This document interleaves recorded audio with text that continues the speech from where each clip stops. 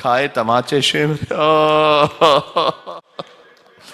کھائے تماچے شمر کے جب تک کہ کھا سکی. اب شب شہادت بی بی سکینہ سلام اللہ علیہا اس گفتگو کو سن رہے ہیں.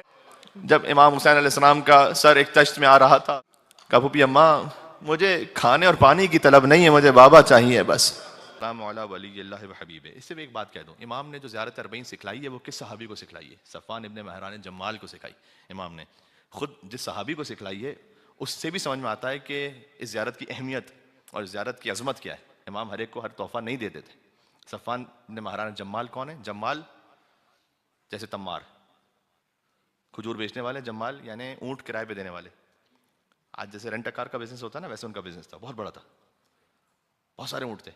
آج ان کا بزنس اس طرح سے تھا، دیکھیں کیا قربانی ہے ان کی. بزنس ان کا اتنا بڑا تھا کہ ہارون رشید کے زمانے کا جو بادشاہ ہے وہ رینٹ پہ لیتا تھا اونٹ.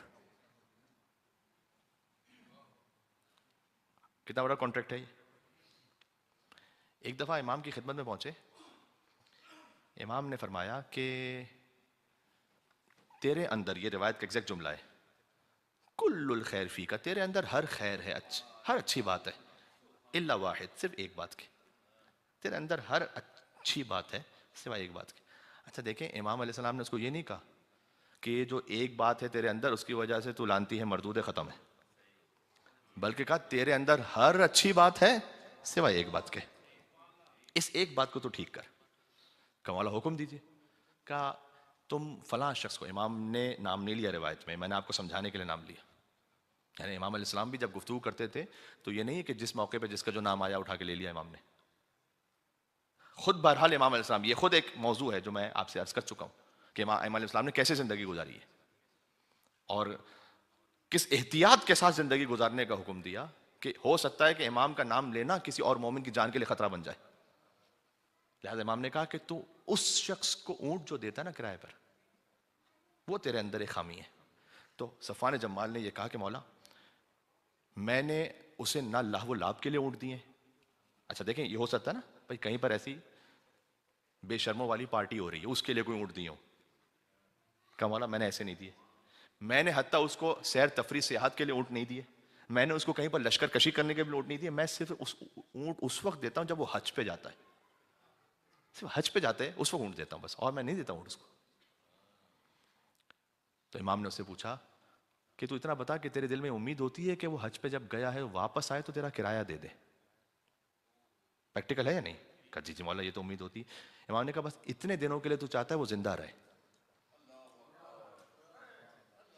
اور جو خواہش رکھے ہم دشمنان اہل بیت کی کہ وہ اتنا بھی زندہ رہے. بات پہنچ رہی ہے، میں کیا کہہ رہا ہوں، سبحان اللہ.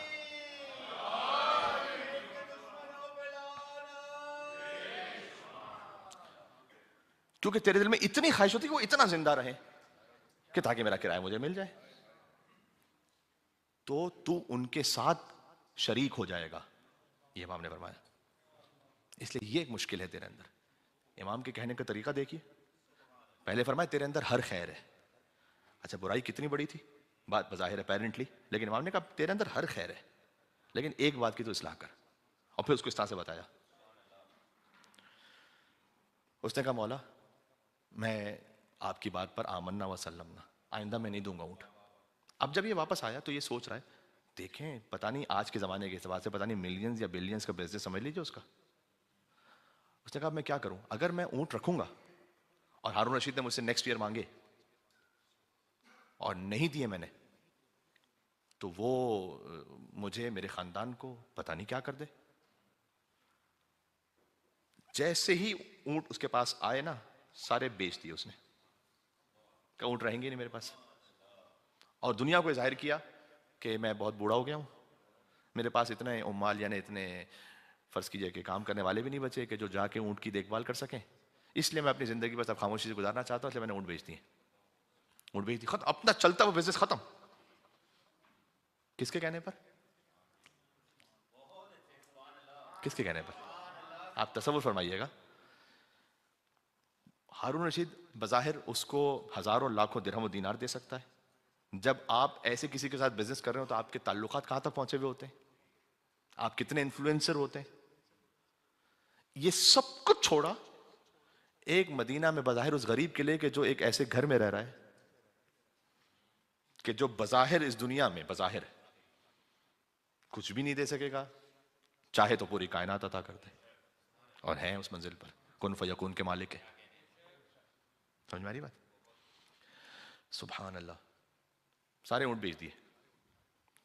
اگلے سال ہارون نے کہا کہ وہ اونٹ چاہیے. کہ وہ میں تو ہے ہی نہیں میرے پاس، میں نے تو ختم کر دیا کام. ہارون نے کہا میں جانتا ہوں کہ تجھے کس نے یہ کہا ہوگا. دیکھیں امام نے بھی اس کی جان بچائی، اس نے بھی. اس نے سامنے پلٹ کے نہیں کہا اس کو، یہ ظاہر نہیں کیا، حکمت ہونی چاہیے انسان میں. اس نے ظاہر نہیں کیا کہ میرے مولا نے کہا تو کچھ بھی کرتا رہے تجھے کیا، تجھ پر لعنت تیرے، یہ نہیں کہا امام نے. اس صفوان نے بھی ایک حکمت سے کام لیا. کہ میں نے اونٹ بیچ دیے، ہے ہی نہیں میرے پاس. وہ سمجھ گیا تھا، لیکن چونکہ صفوان نے سامنے سے ایسا نہیں کہا نا کچھ، اس نے کہا مجھے معلوم ہے کہ تجھے کس نے کہا ہوگا، لیکن اگر تیرا اخلاق اچھا نہ ہوتا تو تجھے قتل کروا دیتا. ہے اخلاق تیرا اچھا ٹھیک ہے، اس لیے تجھے چھوڑ دیا جا. یہ صفوان. ان کو امام نے، صادق آل محمد نے ایک زیارت تعلیم فرمائی، زیارت اربعین ان کو تعلیم فرمائی. ایسے کسی کو تحفہ نہیں ملتا ہے جو امام علیہ السلام کی خدمت میں اپنی جان، اپنی عزت، اپنی آبرو، اپنا مال قربان کرنے کو تیار ہو. اسے زمانے کے امام سے تحفہ ملتا ہے. تو آپ اللہم صلی علی محمد وعلی محمد. تو آپ اس کی عظمت کو سمجھیں. میں آخری بات کہہ رہا ہوں. اب امام علیہ السلام نے چونکہ اس مقام پر ہیں صفوان، لہٰذا انہیں وہ زیارت بھی تعلیم فرمائی کہ جب تم امیر المومنین کے حرم میں جاؤ تو ایک خاص ادب جو مولا علی کی زیارت کے لیے، اور ایک روایت میں امام حسین کی زیارت کے لیے بھی، کوئی آپ تمام ائمہ کی زیارت کر سکتے ہیں، اور یہ آلریڈی مومنین کرتے ہیں. ہمارے بزرگوں سے جو ہم تک ادب پہنچا وہ کتنا بہترین ادب ہے، شاید ہمیں معلوم نہ ہو کہ روایت کا حصہ ہے. امام نے کہا کہ تم قبر امیر المومنین پہ پہنچو، جب فرجع القہقری، جب پلٹو تو پشت کر کے نہیں پلٹو. قہقری کہتے ہیں سامنے دیکھتے رہو، دلوں کا قبلہ وہ ہے، پش نہ کرو اس کی طرف، آہستہ آہستہ اپنا سینہ رکھتے ہوئے پیچھے پلٹو.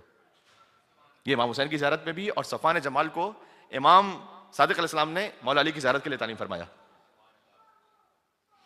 تو آپ غور فرما رہے ہیں، یہ وہ صحابی کہ جن کو امام نے زیارت اربعین سکھلائی. دعائے ابو حمزہ ثمالی ایسے کسی کو نہیں ملتی. ابو حمزہ ثمالی کبھی عرض کروں گا کہ وہ ہیں کس مقام پر کہ امام سجاد اسلام دعائے ابو حمزہ ثمالی تعلیم فرمائے. گفتگو یہاں تمام ہو گئی. زیارت اربعین یقین فرمائیے گا کہ ایک ایسی امام کی زیارتوں میں سے ہر زیارت کی طرح ایک ایسی زیارت ہے کہ اس کے ایک ایک جملے پر نہیں، ایک ایک لفظ پہ گفتگو ہو. ایک ایک السلام پہلے لفظ پر 1 گھنٹہ چاہیے السلام پہ بولنے کے لیے کہ السلام کا مطلب کیا ہے. یقین فرمائیے گا. ہاں پھر کبھی اور صحیح انشاءاللہ اللہ تعالیٰ نے توفیق دی تو. لیکن اس زیارت کو آپ انشاءاللہ اربعین کے دن پڑھیں گے، اور زیارت وارثہ بھی پڑھیے گا. اس لیے زیارت وارثہ کسی وقت سے مخصوص نہیں ہے، وہ ایک جنرل زیارت ہے. ائمہ علیہ السلام کی جتنی زیارت امام حسین علیہ السلام کی بیان کی گئی، اتنا کسی اور امام کی زیارت اس تفصیل کے ساتھ بار بار بیان نہیں کی گئی. گفتگو تمام ہو گئی. شہزادی سکینہ سلام اللہ علیہ کی شہادت کا ایام ہے، اور روایت میں کہیں 10 سفر ہے، کہیں پر 13 سفر ہے، کہیں پر سفر کی کوئی ابتدائی تاریخ ہے کہ حسین کی ایک دختر دنیا سے چلی گئی. لقد ماتت بنت من بنات الحسین.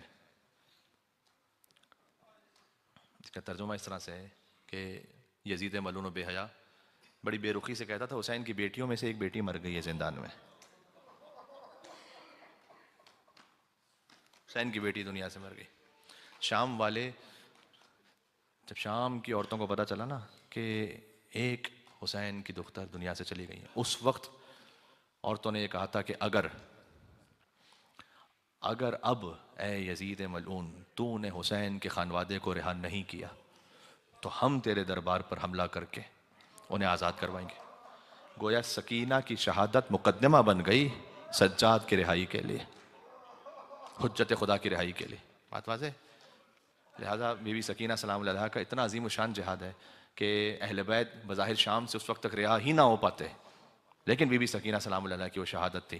اور میں نے کل ایک مقام پر مجلس پڑھتے ہوئے حضرت انیس رحمۃ اللہ علیہ کے مرثیے کے کچھ بند پڑھے تھے. میں نے وعدہ یہ کیا تھا کہ آج میں مرزا دبیر رحمۃ اللہ علیہ کے مرثیے کے کچھ بند پڑھوں شہزادی سکینہ سلام اللہ علیہا کے لیے.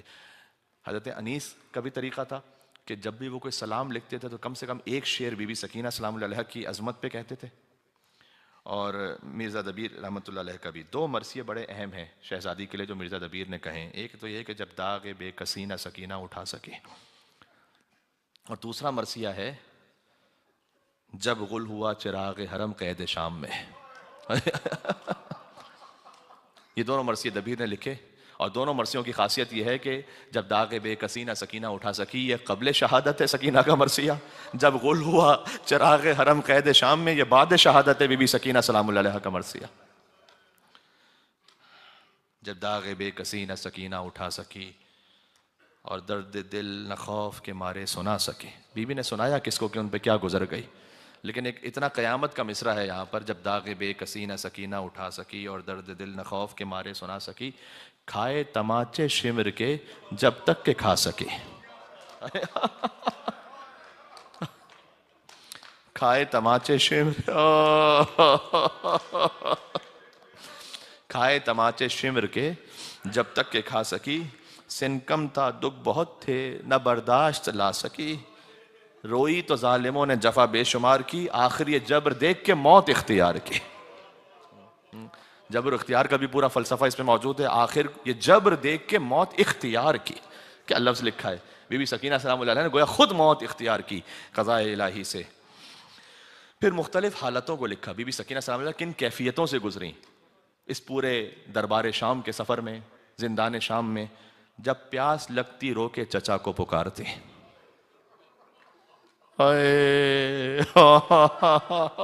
یا ابا عبداللہ الحسین. جب پیاس لگتی رو کے چچا کو پکارتی، دکھتے جو کان شاہ ہدا کو پکارتی. جینے سے تنگ آ کے قضا کو پکارتی، آتا نہ جب کوئی تو خدا کو پکارتی. آتا نہ جب کوئی تو خدا کو پکارتی. کہتی تھی نہ چچا نہ امام امم رہے، شمرے لئی کی گھڑکیاں کھانے کو ہم رہے. شمرے لئی کی گھڑکیاں کھانے کو ہم رہے. حرف درشت ظالموں نے بارہا کہا، بے کس نے سن لیا نہ کسی کو برا کہا. اس کے بعد ایک منظر لکھا ہے کہ جب بی بی سکینہ سلام اللہ کا وقت آخر تھا تو بیوی کی گود میں بابا کا سر ہے. حسین کے سر کی جبیں پر سکینہ نے اپنی جبیں رکھی.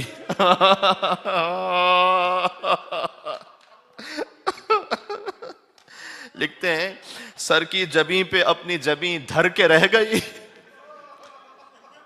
دیکھیں ایک 4 سال کی بچی باپ کے سر کو کیسے گود میں لے رہی ہے. سر کی جبیں پہ اپنی جبیں دھر کے رہ گئی، کلمہ پڑھا بلائیں لیں اور مر کے رہ گئی. مر کے رہ گئی. انیس نے لکھا نا، نیند آئے گی جب آپ کی بو پاؤں گی بابا، میں رات کو مقتل میں چلی آؤں گی بابا. تو ان بزرگوں نے لکھا شہزادی سکینہ سلام اللہ علیہا کے لیے. میں کیا عرض کروں، دیکھیں مومنین، آپ واقعاً صاحبان ایمان کتنے مومنین ہیں. فقط آپ چند مصروں کو پڑھیں تو آنکھیں بھیگ جاتی ہیں، ان کی چہرے سے آنسو روا ہو جاتے ہیں، رخسار تک پہنچ جاتے ہیں. کبھی روایت سناؤں گا کہ آنکھیں فقط نم ہو جائیں تو اس کا کیا الگ اجر ہے، اگر آنسو بہہ جائے تو کیا الگ اجر ہے، رخسار تر ہو جائے تو کیا اجر ہے، اگر کسی کی داڑھی بھی حسین کے غم میں. کیا کیا اجر رکھا اللہ سبحانہ و تعالیٰ نے امام حسین علیہ السلام بگریہ کے لیے. امام حسین کے در سے اپنے آپ کو باندھ کے رکھیے گا. حمص کا ایک مقام ہے جو شام کے سفر کے دوران آیا تھا. اس میں شمر ملعون نے قافلہ روکا، پانی پلا رہا تھا. بی بی سکینہ سلام اللہ علیہ نے جا کے، علامہ نقن صاحب نے بھی اس روایت کو لکھا ہے، بی بی سکینہ سلام اللہ علیہ نے جا کے بی بی زینب سلام اللہ علیہ سے گویا پوچھا کہ پھوپھی اماں مجھے اجازت ہے، یہ پانی پلا رہا ہے، میں بڑی پیاسی ہوں، اس سے کہہ لوں کہ مجھے بھی پانی دے دے. ہائے ہائے ہائے، اگر کربلا میں حسین نے علی اصغر کے لیے پانی نہ مانگا ہو تو حسین تو امام کل ہیں، ساقی کوثر کا بیٹا ہے حسین. لیکن حجت تمام کرنی تھی نا اس وقت، شہزادہ علی اصغر علیہ السلام کے لیے پانی مانگا تھا. ویسے ہی گویا سکینہ سلام اللہ علیہا کا پھوپھی اماں مجھے اجازت ہے کہ بیٹی یہ پانی دینے والا تو نہیں ہے لیکن تو حجت تمام کرنا چاہے تو کر لے. سکینہ گئی، کیا کہتی بیچاری، معصومہ ہیں، مظلومہ ہیں، حسین کی دختر ہیں. ایک مرتبہ شمر نے اس ملعون نے دیکھا، جانتا ہے کہ بچی کیوں آئی ہے نا، لیکن اپنے جانوروں کو پانی پلانا شروع کیا. گھوڑوں کو پانی پلاتا رہا، لشکر کے گھوڑوں کو پانی پلایا، لشکر والوں کو پانی پلایا. اس کے بعد آپ جانتے ہیں روایت کیا ہے، بڑی دل کٹ جاتا ہے. مشق میں تھوڑا پانی بچ گیا تھا. سکینہ کو امید ہو گئی کہ کچھ پانی میرے نصیب میں بھی آ جائے گا. سکینہ کی طرف مڑ کر مشق کا دہانہ کھول کر سارا پانی زمین پر بہانا شروع کیا.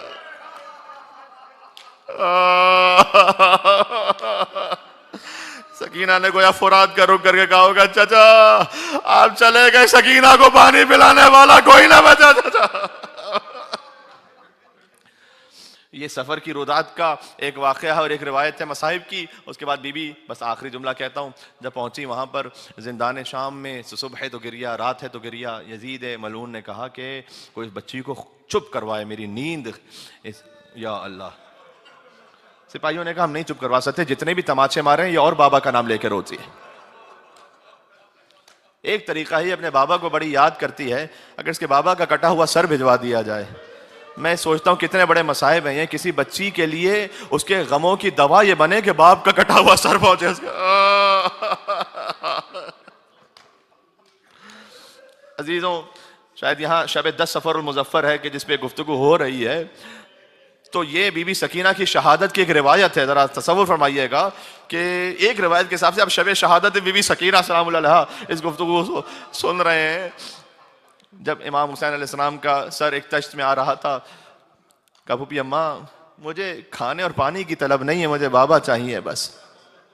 اللہ اکبر، حسین کی خوشبو آنے لگی ایک مقام سے، جیسے ہی تشت سے کپڑا ہٹا حسین کا سر نظر آیا، ہر بی بی اپنے مقام سے کھڑی ہوئی، صلی اللہ علیہ یا ابا عبداللہ، السلام علیکہ یا ابن رسول اللہ۔ سکینہ نے آگے بڑھ کر باپ کا سر گود میں لیا، بوسے لینے لگی۔ علماء کہتے ہیں آج منظر بدلا ہوا ہے، ساری زندگی ہمیشہ حسین نے چوما تھا سکینہ کو، آج سکینہ چوم رہی تھی اپنے بابا کو۔ وہاں پر ایک مرثیہ لکھا ہے من الذی قطع وریدک، کہ بابا یہ گردن کی رگیں آپ کی کس نے کاٹ دی بابا؟ من الذی خضب شیبتک بدماء، بابا آپ کی داڑھی کو خون سے رنگین کس نے کر دیا؟ یہ کہتے کہتے سکینہ کی سسکیاں بننے لگیں اور آواز تھم گئی۔ ارے باپ کا سر آیا ہے تو اور گریا کرنا چاہیے تھا، یہ آواز تھمتی کیوں جا رہی ہے؟ مولا زین العابدین سید الساجدین آگے بڑھے، خدا کسی بھائی کو یہ منظر نہ دکھائے، ایک مرتبہ سکینہ کو ہلایا، وہ بھی اماں شہزادی زینب سے کہا انا للہ وَإِنَّا إِلَيْهِ رَاجِعُونَ، وہ بھی اماں۔ ایک جملہ مجھے کہنے کی اجازت دیں کہ یہاں مصائب میں ختم کر دیتا۔ ایک روایت ہے اور وہ روایت ہے سید ابراہیم دمشقی کی۔ یہ روایت میں نے بی بی سکینہ سلام اللہ علیہ کے حرم میں خود وہاں ممبر پر بی بی سکینہ کے حرم میں پڑھی تھی، اور جب میں نے اس روایت کو پڑھا تو میں تو اردو زبان میں مجلس پڑھ رہا تھا، حرم کے خادم جو عرب تھے انہوں نے آ کر مجھ سے کچھ خاص بی بی سکینہ سلام اللہ علیہ کے روضے اور ان کے ذریعے ان کی قبر کے ہدیے مجھے دیے، اور کہا میں خاص آپ کو اس لیے دے رہا ہوں کہ یہ روایت بہت کم پڑھی جاتی ہے یہاں پر۔ انہوں نے کہا کہ عربوں کو بھی کم معلوم ہے، حتیٰ اوروں کو بھی کم معلوم ہے، تو مجھے آپ سے جب میں نے اس روایت کو سنا اور مجھے سمجھ میں آیا کہ آپ کیا کہہ رہے ہیں، کچھ مجھے سمجھ میں آیا، تو میں خاص بی بی سکینہ کے حرم کا اور زری کا ہدیہ لائے ہوں آپ کے لیے، اور وہ میرے پاس محفوظ ہے۔ وہ روایت پتہ ہے کیا ہے؟ یہ ہے 167 سال پہلے کا واقعہ، تقریباً 166 ایئرز اگو، 1280 ہجری۔ 1280 ہجری میں سید ابراہیم دمشقی، نجیب الطرفین سید، خالص سادات گھرانہ، ان کی 3 بیٹیاں تھیں۔ پہلی بڑی بیٹی نے خواب دیکھا کہ حضرت رقیہ سلام اللہ علیہ، جنہیں ہم سکینہ سلام اللہ علیہ کہتے ہیں، وہ خواب میں آئی ہیں پہلی بیٹی کے، اور کہہ رہی ہیں کہ تو اپنے باپ سے کہہ کہ وہ والی شہر سے یہ کہیں کہ میری قبر میں پانی رس رس کر آ رہا ہے۔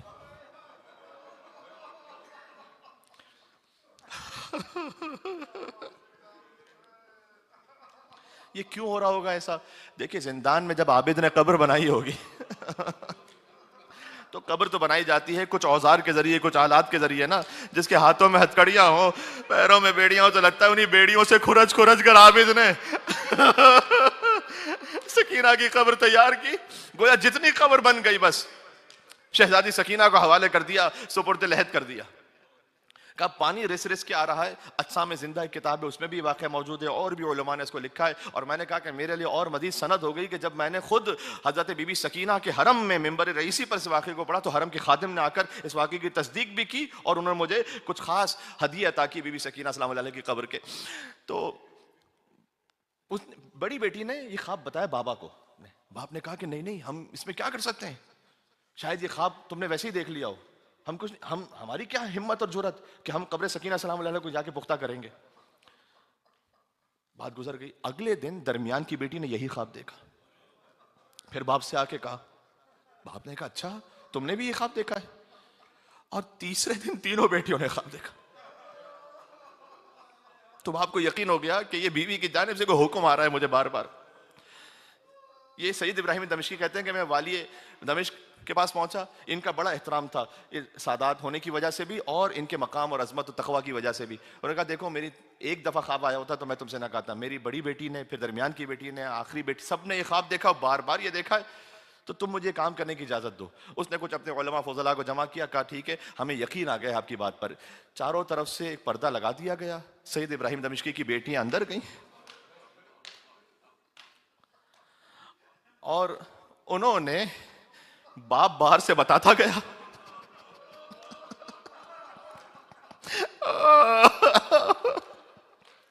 اور وہ قبر کو پختہ کرتی گئی, قبر کو پختہ کرتی گئی. جو پانی انہیں آتا ہٹاتی گئی, پانی کو صاف, قبر کو پورا پختہ کر لیا جب انہوں نے. اب میں کیا کروں, بہرحال جب قبر کو پختہ کیا تو چیخ مارتی تھی بار بار, چیخ مارتی تھی بار بار, اس سے زیادہ میں نہیں کہہ پاؤں گا, چیخ مارتی تھی. جب یہ بچیاں قبر کو پختہ کرنے کے بعد باہر نکلی تو باپ نے پوچھا کہ تم روتے روتے خاص چیخ مارتی تھی زور سے, یہ چیخ کیوں مارتی؟ کہ بابا جو تماچوں کے نشان تھے وہ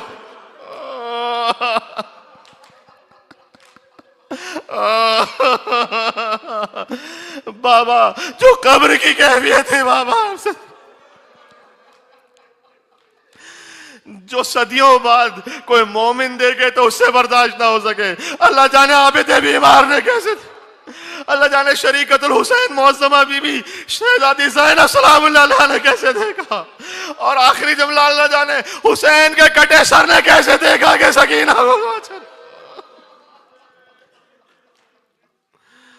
صلی اللہ علیہ یا ابا عبداللہ المظلوم الشہید یا ابن رسول اللہ یا حجت اللہ علی خلق یا سیدنا و مولانا انا توجہنا واستشفعنا وتوسلنا بک الی اللہ وقدمناک بین یدی حاجاتنا. نام بی بی سکینہ بریا وجیئا عند اللہ اشفع لنا عند اللہ یا حسین یا